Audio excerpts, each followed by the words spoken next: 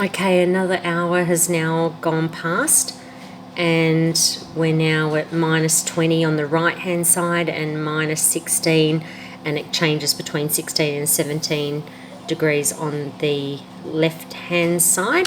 It's completely frozen inside, and again, if I try and turn it down,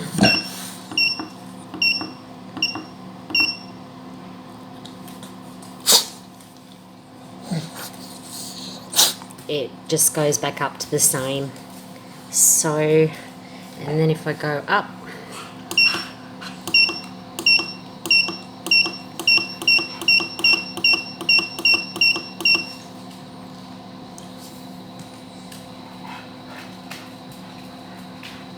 yep, so it just, and it stays the same the whole time that, yeah, so we bought the fridge, we had it running the night that we bought it. It was doing it from day dot. We've tried the compressor, so we've got it on eco speed, and we've got it on high battery, we've had it on medium battery, and we've also had it on low battery. Most of the time we've had it on low. Yeah, so that's our problem.